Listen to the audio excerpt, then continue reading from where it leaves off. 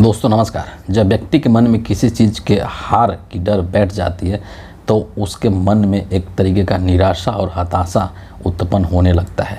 निराशा और हताशा की स्थिति में वो अपने मानसिक संतुलन को अक्सर खो देता है और फिर ऐसा कुछ करने लगता है जो कि उसको नहीं करना चाहिए। निराशा और हताशा के चंगुल में फंस करके कभी कभी वो हिंसा पर भी उतारू हो जाता है और यही स्थिति वर्तमान में इस देश के अंदर भारतीय जनता पार्टी के नेताओं की है और पूरी जो बीजेपी मंडली है उसकी है। इंडिया अलायंस इस चुनाव में अभी तक जो 2 चरण के चुनाव हुए हैं उसमें काफ़ी आगे है और बीजेपी नरेंद्र मोदी काफ़ी पीछे छूट चुके हैं और इसी चीज़ की हताशा और निराशा बीजेपी के मन में है, बीजेपी के नेताओं के मन में। और इसीलिए अक्सर कहीं कहीं से इस तरह की खबरें आ रही हैं कि बीजेपी के लोग हिंसा का सहारा ले रहे हैं और एक ऐसी ही खबर उत्तर प्रदेश के अमेठी से आ रही है। आपको पता है कि अमेठी लोकसभा सीट को लेकर के भारतीय मीडिया के अंदर किस तरीके का हाइप क्रिएट किया गया था कि इस बार अमेठी के अंदर राहुल गांधी और स्मृति ईरानी के बीच में एक बहुत ही दिलचस्प और बहुत ही कड़ा मुकाबला देखने को मिलेगा। लेकिन कांग्रेस पार्टी ने और राहुल गांधी ने एक ऐसी चाल चली जिससे कि पूरी की पूरी बीजेपी सदमे में चली गई। राहुल गांधी अमेठी से चुनाव नहीं लड़े बल्कि अमेठी से उन्होंने अपने एक बहुत ही पुराने कार्यकर्ता और गांधी परिवार के बहुत ही भरोसेमंद व्यक्ति को अमेठी से चुनाव लड़वा दिया, किशोरी लाल शर्मा को। यानी कि अमेठी में अब जो मुकाबला होगा वो किशोरी लाल शर्मा बनाम स्मृति ईरानी होगा। और इस चाल से एक तरीके से राहुल गांधी ने और कांग्रेस पार्टी ने स्मृति ईरानी को इस चुनाव के लाइमलाइट से बाहर कर दिया, क्योंकि स्मृति ईरानी की जो एक शख्सियत है, जो उनकी पहचान है भारतीय राजनीति में, वो इसी चीज़ से है कि उन्होंने राहुल गांधी को चुनाव में हराया है और वो राहुल गांधी के खिलाफ चुनाव लड़ती हैं। यही उनकी छवि है, यही उनकी पहचान है। जयराम रमेश ने भी इस चीज़ को लेकर के और ट्वीट किया था और उसी पहचान को कांग्रेस पार्टी ने, राहुल गांधी ने स्मृति ईरानी से छीन लिया, जिससे कि बीजेपी के मंसूबों पर पानी फिर गया, स्मृति ईरानी के मंसूबों पर पानी फिर गया और जो तमाम गोदी मीडिया के चैनल्स हैं उनके भी मंसूबों पर पानी फिर गया। अभी जो है सिचुएशन है अमेठी के अंदर, जब से नामांकन हुआ है किशोरी लाल शर्मा का, उसके बाद जो रिपोर्ट निकल के आई है कि वहाँ पर जो अशोक गहलोत हैं उनको पूरे अमेठी का चुनाव का एक तरीके से माइक्रो मैनेजमेंट के लिए उनको वहाँ पर प्रभारी के रूप में नियुक्त किया गया है और अगले 15 दिन के लिए प्रियंका गांधी अमेठी और रायबरेली के अंदर एक तरीके से अपना कैंप करके वो बैठ चुके हैं वहाँ पर। वो अगले 15 दिन तक, मतलब जब तक मान लीजिए चुनाव नहीं होने वाला है तब तक वो अमेठी और रायबरेली का दौरा करती रहेंगी, वहीं पर वो रहेंगे। और अमेठी की जो ग्राउंड जो रियलिटी है, जो पत्रकार अमेठी में जा कर के वहाँ से रिपोर्ट लेकर के आ रहे हैं, उसके अनुसार अमेठी के अंदर स्मृति ईरानी की हालत इतनी ख़राब है कि राहुल गांधी तो छोड़ दीजिए, कांग्रेस पार्टी का कोई भी कार्यकर्ता वहाँ पर हमें स्मृति ईरानी को बहुत आसानी से हरा सकता है। तो स्मृति ईरानी के मन में अमेठी से हारने का डर बैठ चुका है और उसके पीछे कारण है कि अमेठी के अंदर स्मृति ईरानी ने कुछ काम नहीं कराया है। न तो वहाँ पर उन्होंने रसोई गैस सस्ती दिलवाई, नहीं चीनी 13 रुपये किलो दिलवाई, और जितने भी उन्होंने वादे किए थे अमेठी के जो मतदाता हैं उन वादों में से कोई भी वादा स्मृति ईरानी ने वहाँ पर पूरा नहीं किया है।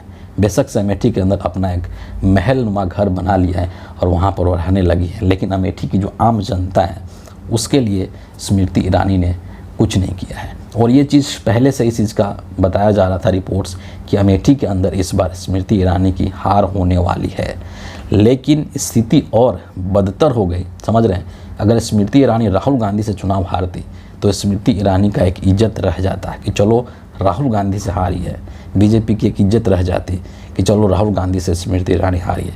लेकिन राहुल गांधी ने और कांग्रेस पार्टी ने जो चाल चली कि अपने कार्यकर्ता को वहाँ पर चुनाव लड़ाने के लिए खड़ा कर दिया, क्योंकि अमेठी के अंदर जो माहौल है इस वक्त वो पूरी तरीके से कांग्रेस पार्टी के पक्ष में है और कांग्रेस पार्टी को जो इनपुट प्राप्त हुए उससे उनको ये लग रहा था कि यहाँ से पार्टी का कोई भी व्यक्ति स्मृति ईरानी को हरा सकता है। और जब स्मृति ईरानी को एक कांग्रेस पार्टी का मामूली सा कार्यकर्ता हराएगा, जिसको कि भारत की जो नेशनल मीडिया है वो भी कभी नहीं दिखाती है और ना ही नेशनल मीडिया में जिसकी कभी चर्चा होती है, तो एक वैसा कार्यकर्ता जब एक ऐसी जिसकी एक राष्ट्रीय छवि है, जो कि बीजेपी के एक स्टार प्रचारक है, अगर उसको हराता है तो ऐसी स्थिति में स्मृति ईरानी भारतीय राजनीति के अंदर अपना मुंह भी दिखाने के लायक नहीं बचेगी। ये सब जो आकलन है वो स्मृति ईरानी के दिमाग में है। इन सब चीज़ों को, ये जो वास्तु स्थिति है, जो ये सच्चाई है, इन सभी सच्चाई से स्मृति ईरानी बहुत भली भांति वाकिफ़ है और इसीलिए स्मृति ईरानी के मन में हार का डर बैठ चुका है। उनके मन में अब एक निराशा और हताशा और अपनी एक बेइज्जती कहिए, राजनीतिक बेइज्जती कहिए, है ना, वो महसूस अभी से ही स्मृति ईरानी को होने लगी है। और इसीलिए अब अमेठी के अंदर जो बीजेपी के कार्यकर्ता हैं वो गुंडागर्दी पर उतर आए हैं, हिंसा पर उतर आए हैं। अमेठी के अंदर एक मतलब रात को सोचिए, है ना, चोरों की भांति रात को जो वहाँ पर गौरीगंज में कांग्रेस पार्टी का कार्यालय है वहाँ पर एक तरीके से अटैक किया गया, हमला किया गया और वहाँ पर गाड़ियाँ जो खड़ी थी उन गाड़ियों को तोड़ दिए गए, शीशे वगैरह तोड़े गए।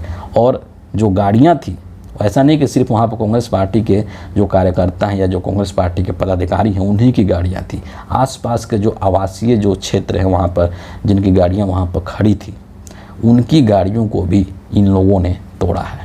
और इसके लिए सीधे तौर पर जो कांग्रेस पार्टी के लोग हैं वो बीजेपी को उत्तरदायी ठहरा रहे हैं कि ये अमेठी में स्मृति ईरानी के द्वारा पाले गए गुंडे हैं जो कि हिंसा पर उतारू हो गए हैं और इस तरीके से रात के अंधेरे में चोरों की माफिक हमला कर रहे हैं।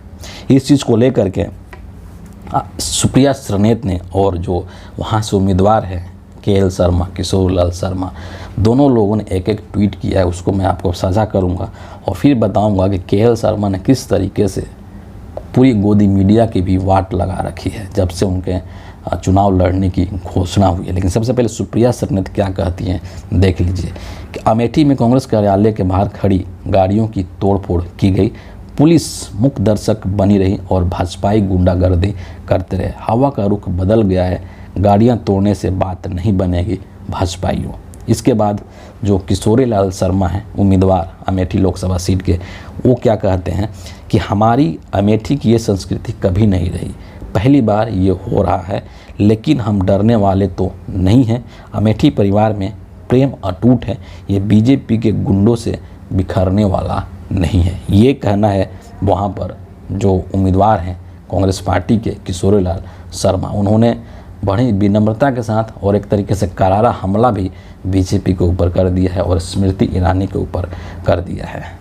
और ये जो घटना किया गया है बीजेपी के समर्थित लोगों के द्वारा, उससे बीजेपी के नेताओं की जो बौखलाहट है ना वो बाहर निकल करके आती है और वो स्पष्ट रूप से उसको समझा जा सकता है, देखा जा सकता है। जब किशोरी लाल शर्मा के नाम का घोषणा हुआ अमेठी लोकसभा सीट के लिए और जब इनका नामांकन हुआ तो उससे सिर्फ बीजेपी या अमित शाह या नरेंद्र मोदी या स्मृति ईरानी को ही सदमा नहीं लगा था, बल्कि इनकी जो पालतू गोदी मीडिया के लोग हैं उनको भी मिर्ची लग गई थी। उनके अंदर भी एक जलन सा होने लगा था, उनके पेट में मरोड़ उठने लगा था, उनकी छाती में जलन होने लगा था। और गोदी मीडिया के तमाम जो बड़े बड़े जो चाटुकार हैं, जो पत्रकार हैं, जैसे कि दीपक चौरसिया, रजत शर्मा, सुधीर चौधरी, अभिषेक उपाध्याय, सुशांत सिन्हा, अमीश देवगन, ये जो टॉप लेवल के जो चाटुकार हैं मोदी जी के, इन्होंने एक के बाद एक अनर्गल सा ट्वीट करना शुरू कर दिया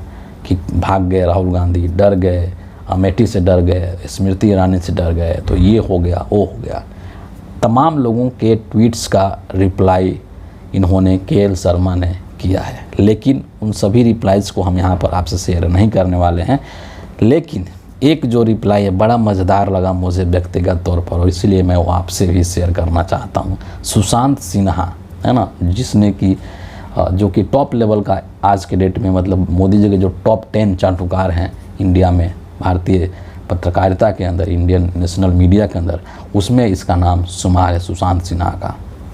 इसने एक ट्वीट किया था कुछ कि कार्यकर्ता हाथ जोड़ता रह गया, नेता मनाते रह गए, चिंदी मीडिया माहौल बनाता रह गया, लेकिन राहुल जी बिना अमेठी की तरफ देखे आगे बढ़ गए और ऐसे ऐसे मतलब कुछ इन्होंने लिखा था। और इस चीज़ के जवाब में किशोरी लाल शर्मा ने क्या लिखा है उसको आप ध्यान से सुनिए।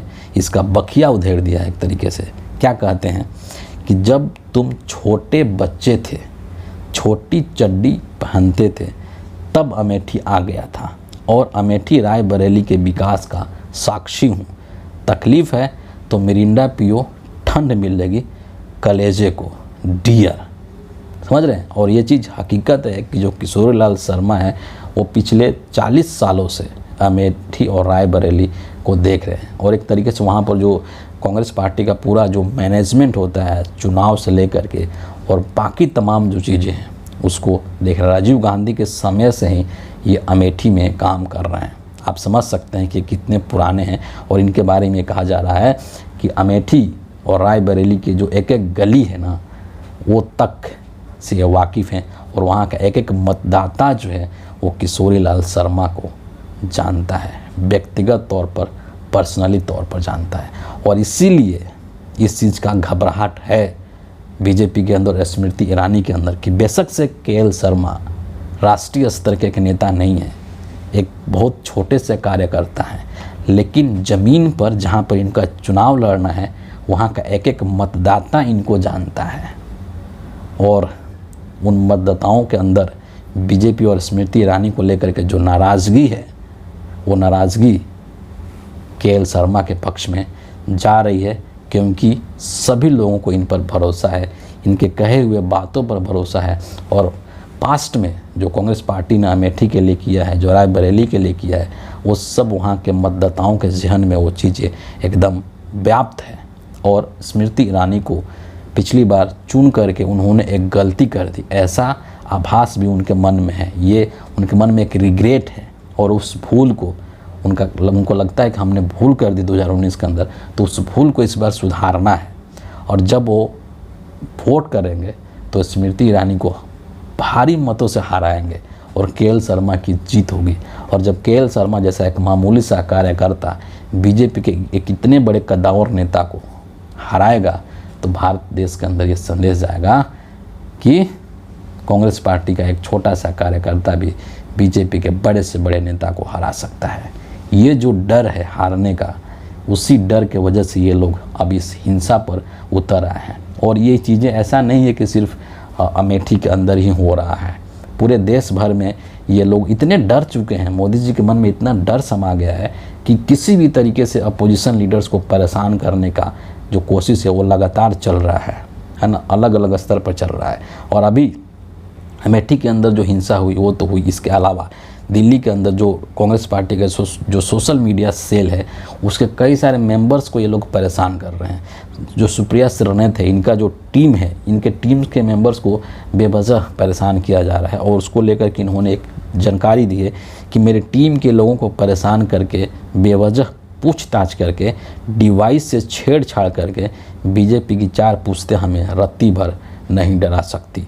मुझे टीम और वॉलंटियर्स पर गर्व है। हमारी सोशल मीडिया टीम पूरी मुस्तैदी से लड़ रही है और मोदी की रातों की नींद उड़ा रही है। मतलब हर स्तर पर किस तरीके से इनके जो उम्मीदवार हैं उन पर दबाव बना करके पार्टी छोड़वा दी जा रही है, उनका नामांकन वापस करा दिया जा रहा है कि तुम नामांकन वापस करके बीजेपी में आ जाओ। ये तमाम जो घटनाक्रम है ना, वो ये चीज़ दिखाता है कि बीजेपी के अंदर किस तरीके का एक हताशा भर चुका है, एक निराशा आ चुका है कि चुनाव हार जाएंगे, सत्ता से बाहर हो जाएंगे, कुर्सी से बेदखल हो जाएंगे। और यही जो डर है, यही जो निराशा है, यही जो हताशा है, वो बीजेपी से तमाम अनर्गल काम करवा रहा है। लेकिन मज़ेदार बात ये है कि ये जितने भी अनर्गल काम कर रहे हैं बीजेपी के लोग, जनता उसको बड़ी भली भांति से समझ रही है और उसका जवाब जनता वोट से दे रही है। इसीलिए तो दिल्ली में नारा चल रहा है ना आजकल कि जेल का जवाब हम वोट से देंगे, है ना। और इसीलिए भाजपाई लोग इतने बौखलाए हुए हैं। लेकिन समय जो है बदलता है, समय बलवान होता है। और इस वक्त अभी 2024 का जो समय है, ये इंडिया अलायंस का समय है, या राहुल गांधी का समय है, या कांग्रेस पार्टी का समय है। और नरेंद्र मोदी का अब ढलान शुरू हो चुका है, उनके करियर का अवसान शुरू हो चुका है, उनके राजनीति का अब अंत की शुरुआत हो चुकी है 2024 के लोकसभा चुनाव से। अभी जैसे जैसे चुनाव नज़दीक आएगा, 2 चरण का हो चुका है, तीसरा चरण को हो रहा है, और बाकी के जो 3-4 चरण 4 चरण में बाकी हैं, वैसे वैसे नरेंद्र मोदी की हताशा और निराशा और खुल करके देश के सामने आएगी और आपको देखने को मिलेगी। फिलहाल इस वीडियो के लिए इतना ही है। आप सभी का बहुत बहुत धन्यवाद।